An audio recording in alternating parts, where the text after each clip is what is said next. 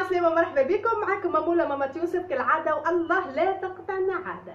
اليوم جيتكم في الجديد بتاعي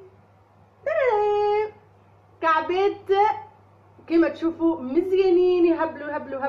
اليوم كعبات الكعك بالدقلة والجلجلان التونسي بطريقة احترافية من يد محترفة خدمتها سنين لسنين.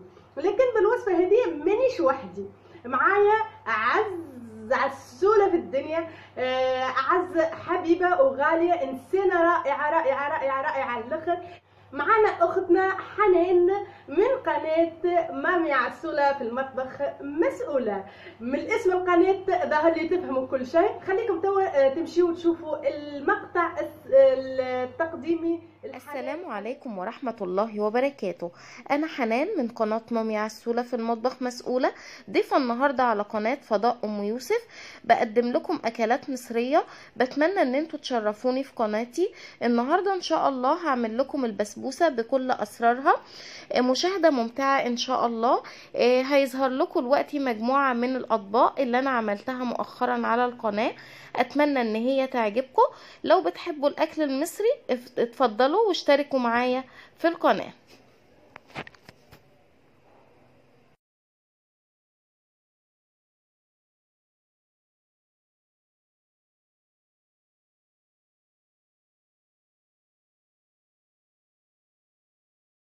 اليوم جيتكم في الكعك التونسي، كعك المحلات، كعك اللي نلقاوه في لي باتيسيري، ونحيروا كيفاش نلقاو البات وكيفاش نعملوه وكيفاش يجينا بنين وهشوش، ونمشيو بالحق نشوفوا كيفاش عملناه، ونمشيو نشوفوا الطريقه. وتوا نمشيو نشوفوا الكعك متاعي لهنا باش نضيفكم بكعكبه كعك تشوفوا ما شاء الله وتبارك الله.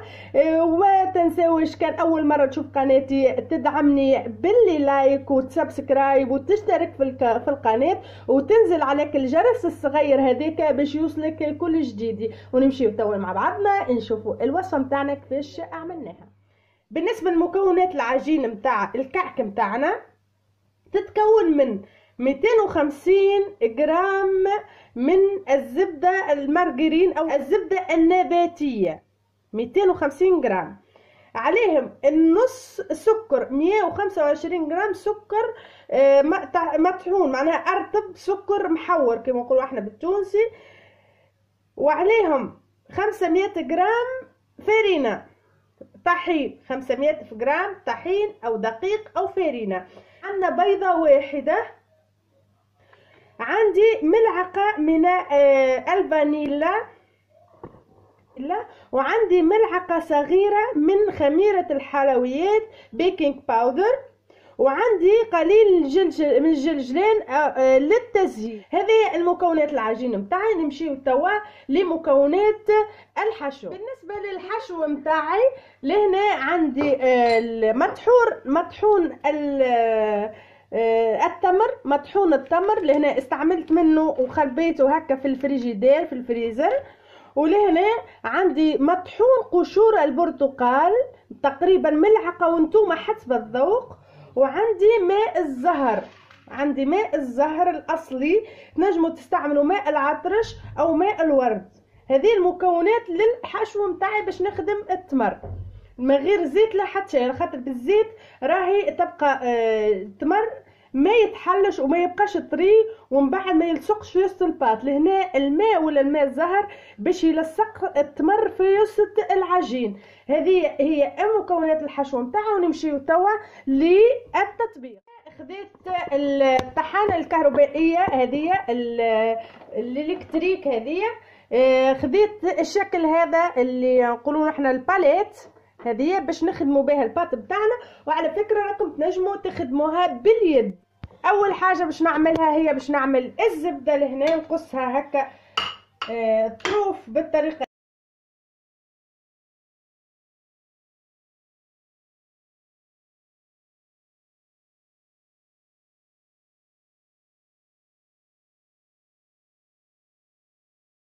وتوا من بعد ما حطيت الزبده متاعي باش نحط عليها السكر الناعم هذايا، السكر محور.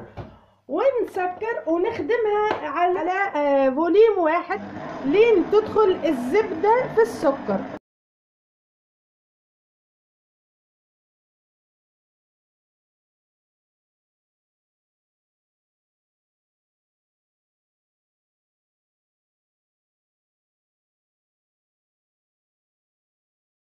لهنا من بعد ما تمازج الخليط متاعي السكر والواحد الخيط من بكري ساعة نعمل هكا ونعاود نخلط هكا تقريبا 3-4 دقائق. خلطت الزبدة وتو باش نحط البيضة، نحط البيضة متاعي ونخلط على السرعة 1 أو 2 لين يتجانس الخليط.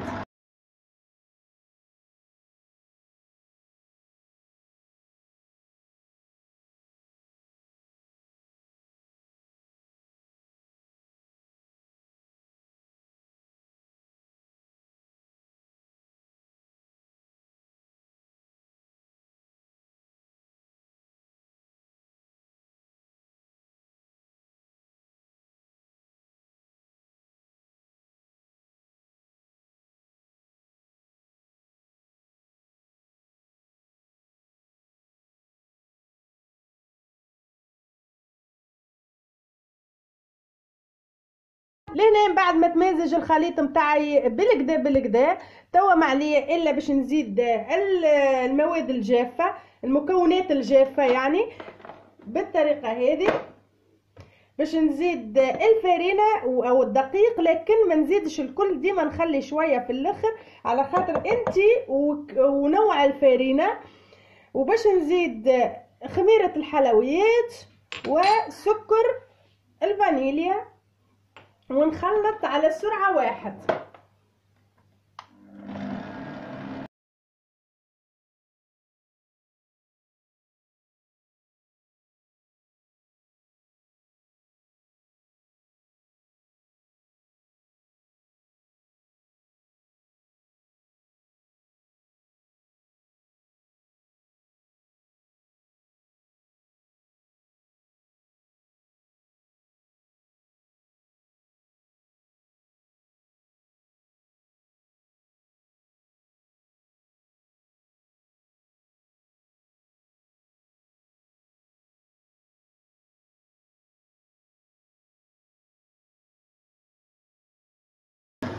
لهنا العجين متاعي حضر، تشوفوا لهنا العجين متاعي كيفاش باش يكون بالطريقه هذه. لكن كي نجي انا لهنا بيدي بالطريقه هكا، تكون يدك نظيفه بحول الله، تجي تاخذ طريف هكا وتعملهم هكا، تشوفها كيفاش تتشكل معايا بكل سهوله. لكنها طريه شويه، لكن ما تقلقش على خاطر بعد باش نخدموها شويه فارينه، ولهذا ما تقلقوش من انها طريه شويه. ها باش تجيكم طريه هكا شويه تلبط شويه، لكن هذيك هي باش تجيكم هش ورائع جدا. ها تو نمشي نحي الخليط نتاعي، نحطه في ساك بلاستيك ولا حاجه بلاستيك ونرجع باش نخدموا التمر نتاعنا. توا من بعد ما خدمنا البات نتاعنا اي العجين نتاعنا لهنا، تشوفوها ما شاء الله طريه مزيانه على الاخر. نني نخليها تنني شويه غاديه، احنا ماهيش اوبليجي راهو نخليوها ترتاح، لكن باش نخدموا التمر نتاعي لهنا باش نخدموا بيدي، الحق نتاع ربي ديما نخدموا بيدي. باش نحط عليه قشور البرتقال، وهنا باش نحط عليه لتعزيز الطعم باش نحط شويه جلجلان. وانتوما ما عندكمش جلجلان تحطوا فواكه جافه، ما عندكمش فواكه جافه ما تحطوا حتى شيء. المهم تعملوا له قشور البرتقال، تنجم تزيدوه قرفه زاده القرفه. لهنا باش نزيد ماء الزهر بشويه بالطريقه هذه.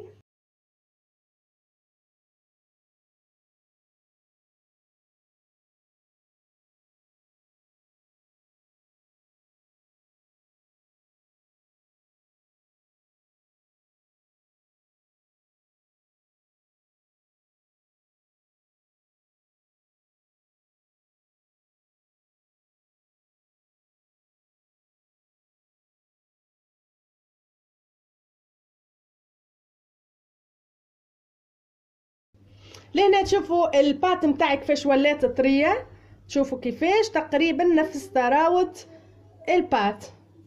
لهنا باش نخليها على جنب ونبداو نخدموا الكعك نتاعي. توا العجينه نتاعي بسم الله ما شاء الله باش نقسمها على 3. البارتي الاولى هذه هكا تقريبا باش نحط اي حاجه تقسم بها. ماذا بينا نغطسوها شويه في الفارين هكا في الفارينه ولا الدقيق ونقسم باش ما تلصقش. تشوفوا ناخذ البارتي الاولى والثانيه هكا نخليهم مقسومين باش من بعد ما ترسليش نعاود نقسم. نخلي العجين غادي ونجي لهنا باش ناخذ شويه فارينه ما نكثرش الفارينه ونعمل هكا ما نحلهاش برشا لهنا باش ناخذ هكا وباش نعمل بيدي هكا. ها هذه الطريقه اللي نخدم بها والا تنجموا تعملوا هكا لكن انا الطريقه نعملها هكا ما نغرقش برشا باش ما تجينيش البارتي الوطنيه جويده والفوقانيه كنسكرها تجي خشينه. تو باش ناخذ شويه من عجين التمر تقريبا الكميه اللي نجم نخدمها غادي وباش نخدمها هنا في نفس البلاصه جوست باش نوريكم ونعمل هكا. ما نحبش التمر يجيني خشين برشا بالطريقه هذه.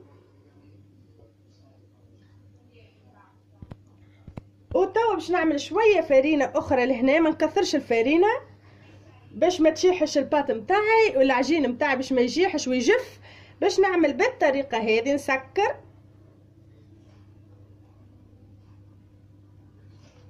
ونعمل هكا ونخلي الباط هذه على جنب ونخدم الاخرى نفس اللي خدمتها.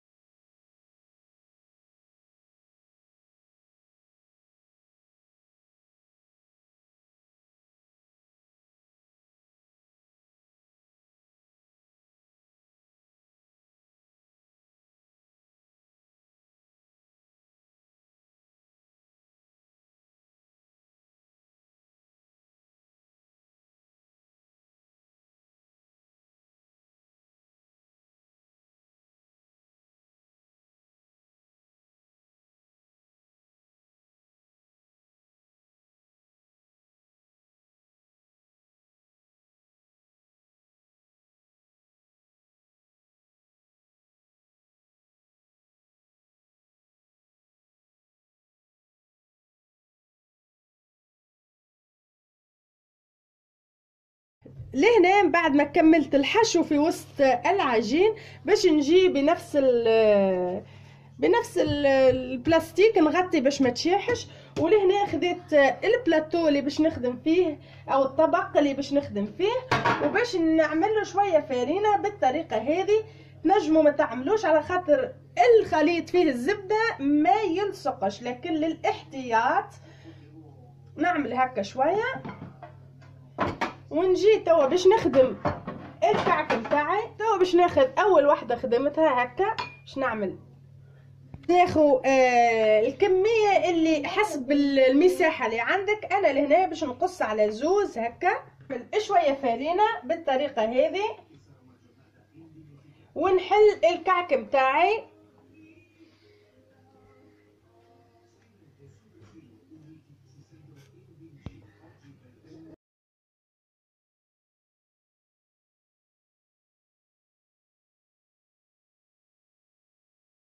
لهنا من بعد ما عملت الكعك نتاعي يكون بالعرض هذايا معناها تقريبا صبعها قد الصبع تقريبا.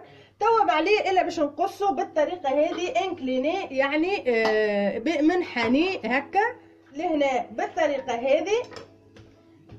شوفوا مع بعضنا كيفاش تشكيل الكعبه. لهنا الانحناء هذا والانحناء هذا باش يسكر لي الكعبه هكا. وهذه كعبة الكعك متاعي نحاول نسمحها شوية. شوفوا كيفاش. نزيد نعاود معاكم واحدة اخرى. الكبر انتوما اللي تحبوا عليه نجم تعملوا هكا باش يجيكم قد وتقصوا انتوما الكبر عليه وندور هكا ونسكر. نكمل على المنوال هذا ونرجع ونحط بطبيعة في الطبق في البلاتو الطريقه الاولى اللي باش نعملها، ومن بعد نعمل البيض ونعمل الجلجلان او السمسم كما يسمى في بعض الدول العربيه. لكن هناك طريقه اخرى سهله اسهل بالطبيعه باش نعمل الكعك بالوقت اللي نوصل هكا، ونعمل البيض بالطريقه هذه، ونجي لهنا نعمل الجلجلان وندورك الجلجلة هكا ونقص.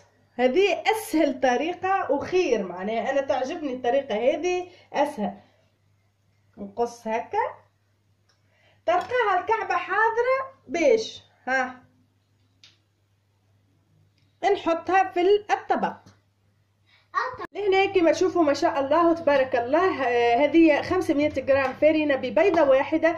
شنو خرجت لي الكمية هذه؟ بالنسبة للفور توا الفرن باش نمشي نحطها في فرن 150 درجة حرارية، جالي مدة 15 و 18 دقيقة، ما بين 15 و 18 دقيقة، ونرجعوا ان شاء الله. كما تشوفوا بعد 15 دقيقة بالضبط، بعد 15 دقيقة لهنا الكعك متاعي احضر، وكما تشوفوا الزينة والمنظر بالحق راهو رائع جدا. لهنا الطريقة الاولى اللي عملتها بالبيض ورشيت الجلجلان، ولهنا الطريقة الثانية اللي يكون معبية بالجلجلان هكا كما نقولوا احنا، تفرجوا تكون هكا بالجلجلان معبية بالجلجلان. هذه كانت فكرتي لكم اليوم، وان شاء الله تكون عجبتكم. وهكا كانت معكم مامولا مامات يوسف، ونحبكم برشا برشا برشا برشا برشا برشا برشا اهل تونس واهل المغرب العربي جميعا، وباي باي.